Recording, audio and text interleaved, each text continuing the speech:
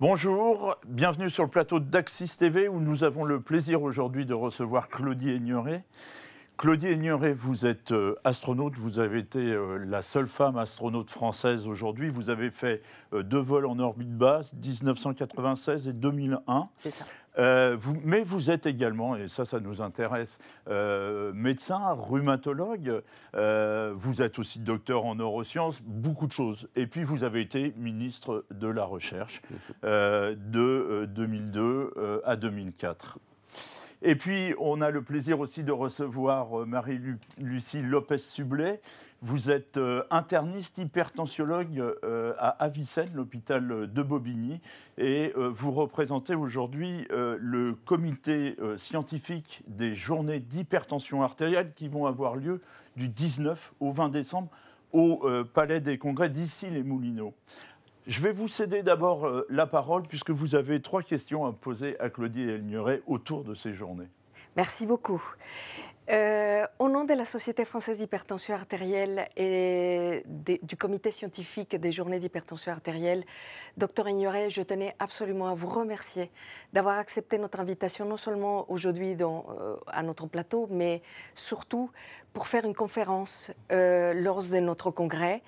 Ce congrès qui existe depuis 44 ans, qui réunit la communauté des scientifiques qui s'intéressent en particulier à l'hypertension artérielle, première maladie chronique dans le monde, et qui va accueillir un certain nombre de spécialités transversales. Nous avons bien sûr des invités français, des invités internationaux, mais notre choix d'avoir un invité spécial, quelqu'un qui peut nous sortir de notre zone de confort, c'est grâce à votre présence. Et je trouve que la France a beaucoup de chance d'avoir des femmes comme vous qui ont été à l'espace, une première, dans tous les cas pour une femme et en France.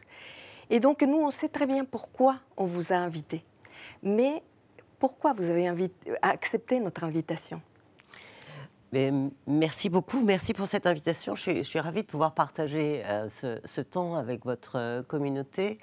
D'une part parce que vous le savez, donc je suis médecin et toujours intéressée aux évolutions de la médecine sur Terre, mais bien évidemment avec son regard à distance dans l'espace, comment on va faire évoluer la compréhension des mécanismes. Vous savez qu'une station spatiale en orbite, c'est un lieu de laboratoire unique puisqu'on peut s'affranchir du rôle de la gravité, donc se poser plein de questions.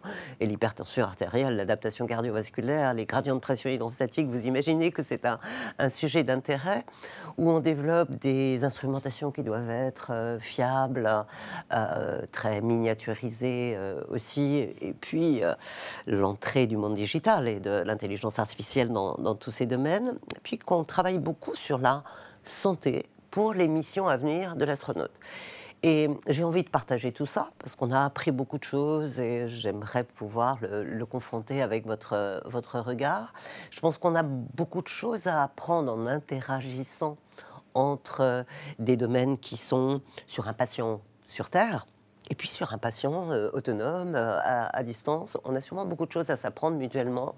Mais au-delà de cet aspect strictement médical, qui est un intérêt pour moi, j'essaie aussi d'être une ambassadrice des enjeux de l'espace. Et je pense qu'on ne les connaît pas suffisamment. Donc j'ai aussi envie de vous en parler. Pas seulement l'exploration et le vol habité, mais vous parlez aussi de ces enjeux géopolitiques, stratégiques, scientifiques sur le changement climatique ou l'exploration de l'univers. Voilà, vous faire découvrir ce monde que j'ai eu la chance de voir depuis l'orbite. Merci beaucoup. Vous venez de donner un certain nombre d'éléments qu'on attend avec impatience. Et j'ai envie de vous dire, est-ce que vous pouvez nous transmettre un message aux collègues qui vont être présents au Congrès? Est-ce que vous avez envie de nous donner un petit mot sur la communauté médicale, sur ce que vous partagez également avec nous? Oui, alors sans vouloir être prétentieuse, c'est vrai que j'ai eu cette expérience d'être à distance, de regarder ce qui se passait par le hublot. Et souvent, je termine mes conférences quand je m'adresse à des étudiants, une jeune génération, sur j'ai appris à voir en 3 dimensions. Alors, je explique qu'est-ce que c'est que ces 3 dimensions. Alors, il y a une dimension temporelle. Bien sûr, on a des enjeux à court terme, il faut trouver des solutions, mais toujours essayer de penser aussi quelque chose qui nous emmène plus loin sur du long terme.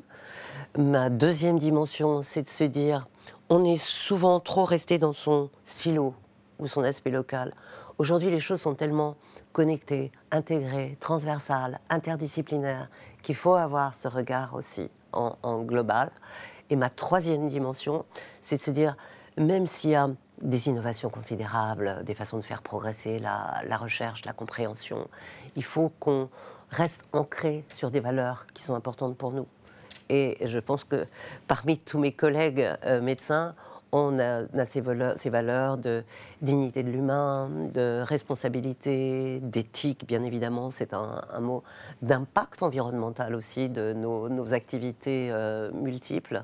Donc ce sujet des valeurs et de la profondeur est aussi quelque chose d'important pour moi. Donc voilà, quelque chose que je voulais partager. Merci beaucoup, Dr Aigneret. On ne va plus dévoiler des choses. Il faut absolument que nos collègues viennent à nos journées. Et j'ai envie de vous poser une dernière question. Si j'osais vous demander quand c'est que vous avez pris votre tension pour la dernière fois? Ah oui, la question redoutable. Voilà, je me sens en pleine forme, je ne suis pas suffisamment... J'ai un petit appareil à la maison et quand je me sens un peu faible, je serais plutôt hypotendu qu'hypertendu.